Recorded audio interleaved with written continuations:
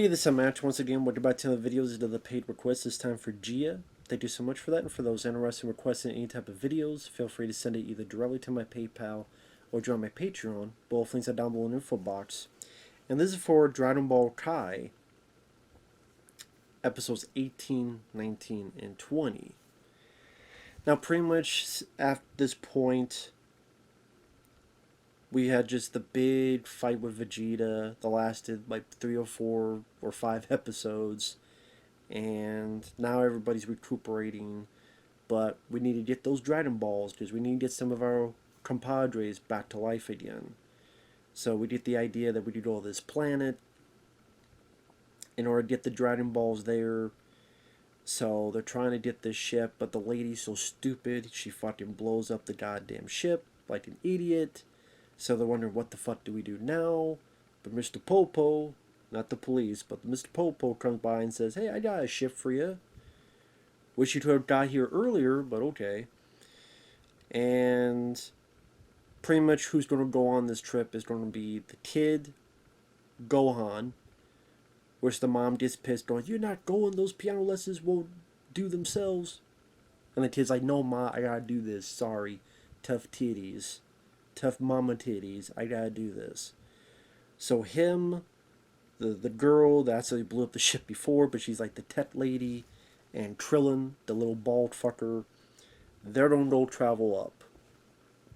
And this is pretty much episode 18. It's Popo showing the girl the ship. Goku is recuperating, and pretty much they go on their journey. So pretty much it's all filler. It's all a setup. There's really nothing else that interesting about the episode. It's pretty much just, again, it's 20 some minutes of fill up, or build up, I should say, filler, to get to our next chunk of this journey of this show, which is the three on the planet trying to get the Dragon Balls, old villain Vegeta coming back, and now we're going to have a new villain, Frieza. Which I don't mind the design. I thought it was a girl, but I guess it's a guy because a guy's voice came out of it. Frieza, this purple type of, I don't know what the fuck you even call it. Because you get to episode 19, and Krillin and Gohan are meditating, like they're fighting in the stars. And that's pretty much what they've been doing on their journey there. As they're getting ready to land, Vegeta, he gets to his destination, heals up in some facility on his planet, just like that. Realizes that the one guy, Frieza, went to that planet, and Vegeta doesn't like that because he goes, oh shit, you don't get rid of the Dragon Balls. Fuck that. I want to be immortal. I want what's coming to me. I don't get that motherfucker. You get out of my way, Scooter. Gets in his ship, goes off. Gets there almost as quick. Gets there pretty much at the same time as our three, Krillin, Gohan, and the lady. And even they're like, oh my god, that guy's back again? He's already healed? As if what we did didn't mean anything? I mean, in a way, kind of. Because Goku was so stupid to... But I guess people explain to me that's Goku. That's just who Goku is. He's a guy who's very childlike in spirit. So he would let the guy go. That's just Goku's mentality and character. This still comes off as very fucking stupid. Because if you let Krillin kill Vegeta, they wouldn't be in this fucking situation where now Vegeta is there on the planet, and unless it's going to lead to them joining up with Vegeta in order to face the bigger threat, which could very well be the case.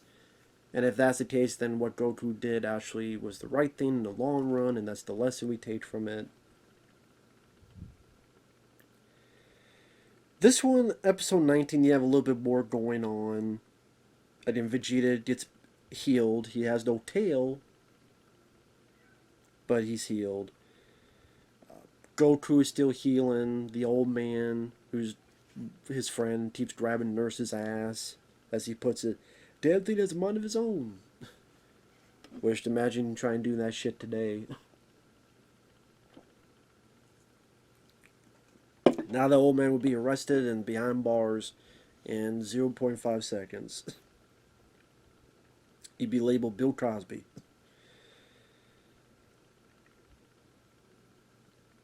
The Tet Lady, I did not like that character. She was just bitchy the whole time. Bitchy Bitcherton.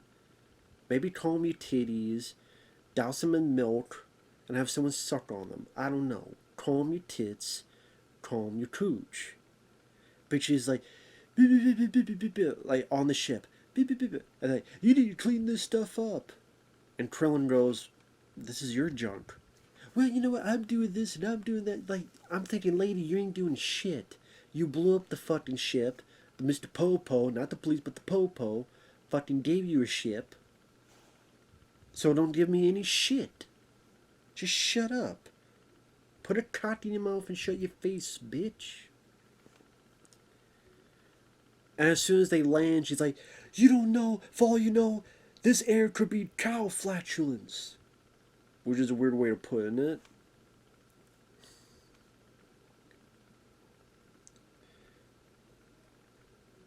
So they land on by that episode they land on it. They see the Vegeta's landed, and we have our new bid villain Frieza, this purple people eater. This let's like I don't know how to put it. A little bit like a Transformer, but kind of like RC when she's the human form Transformer. I don't know, you just look up Frieza, Frieza, or I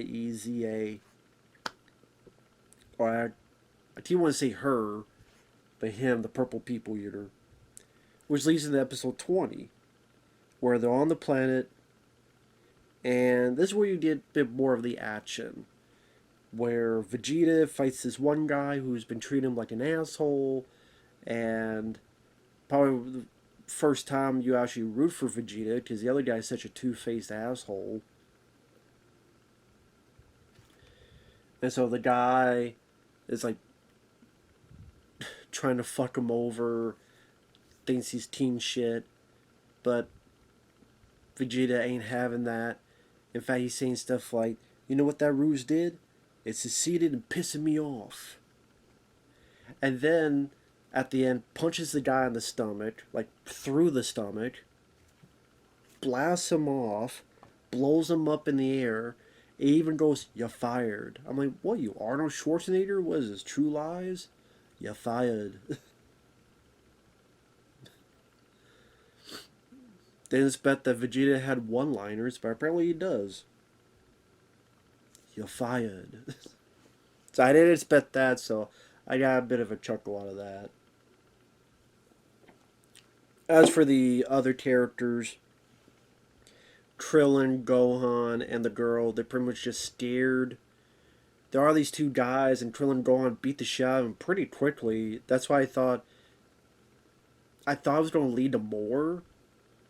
Pretty much those two go up and hit these two guys. They land in this water. I thought it was going to be the beginning of a longer fight. But then those guys never come back out of the water. I'm like, did they drown? Did they get knocked out? They're floating in the water? Did Krillin go on? They were that powerful that these two guys that they just got their knocked the fuck out? I mean, I guess they're not Saiyans, maybe, compared to Vegeta, but it just seemed like that went by a bit too quick. A bit too... Those two guys were beaten a bit too easily. But I guess it's to show that Krillin and Gohan have studied and have been doing something. They haven't been just sitting there with a thumb up their ass. But I thought that could have been like a little bit of a bigger, longer fight. But they're pretty much trying to find the Dragon Balls. They realize, oh my god, all these people seem to be even more powerful than even Vegeta. Especially Frieza. More powerful than Vegeta. And Goku, by telepathy, whatever, feels this. It's like, whoa. And then by the end, he's healed up. He's taken some stuff. And then, like, this rush of exposition of, oh, yeah, that girl's father, the tech girl's father, he even made a ship, too. And I think out of my ship, or where, blah, blah, blah. And then I'm going to use that ship. And in fact, it's even going to go faster. It's just stuff they just pull out of their ass. Just like, yeah, the moon's broken, but he can create another moon. And yeah, we don't need a moon, so I'm going to break that moon. And a lot of times it's like, shit. We need this to happen. It doesn't make sense. Doesn't matter. Just pull it out of your ass. There's a lot of elements of the show that stuff just pulled out of their ass. Like if an episode came up that Goku pulled an umbrella up his ass, and out of his ass, I should say, and used it as a weapon, you probably buy into it because it's just how this show is. A lot of times it's like, yeah, we didn't mention this before, and we didn't bring this up before, but surprise, now it is. So again, of the 3 episodes, action-wise, you have Vegeta fighting that one loser who got what he deserved. You got Krillin and Gohan fighting a bit too quickly and being these 2 other guys, these 2 Jamotes. That's pretty much all you get in terms of action. It's all about the build-up of the story. Character-wise, the Tet Lady was just bitchy, Bitcherton. Frieza, I don't know about the villain, other than interesting look. Definitely different in terms of color scheme compared to the ones I've seen so far in this show. Unique-wise, I should say. Dialogue, sometimes it's funny, sort of out of the blue. Again, someone saying, this ruse is pissing me off, or you're fired, bit of True Lies quote. I don't know if that was the purpose, but still. I guess it makes sense for the scene. I mean, it's obviously a build-up for Goku to go up and get into more big fights.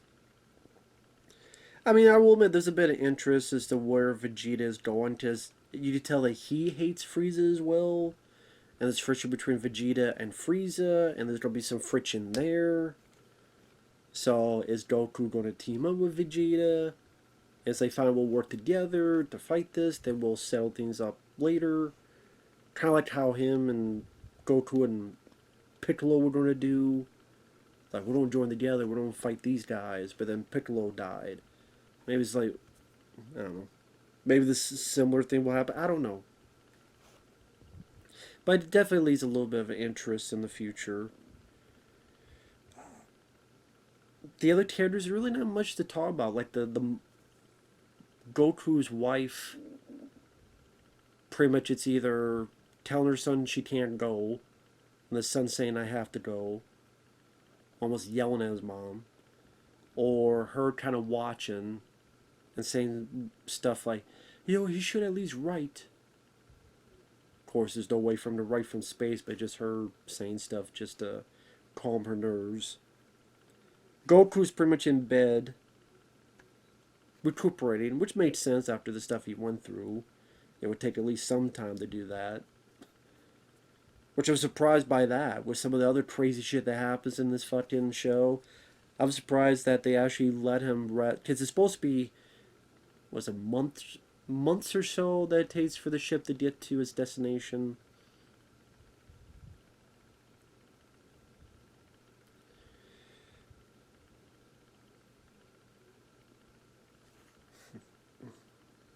But yeah, I would say the highlight of those 3 episodes is definitely Vegeta fighting that one guy and killing his ass. Literally, punch a hole right through him and blasting him up like a firework, like a firecracker. So, but yeah, other than that, there's definitely some interest, and at least the episodes seem to go by decently quick. I'll say that. There's definitely some bits of energy that you see can be very, how do I put it, addicting for some people. The energetic nature of the show. Overall, definitely gives a little intrigue as to what will happen next. And people have kept telling me that this is kind of the Cliff Notes version of Dragon Ball, Dragon Ball Kai.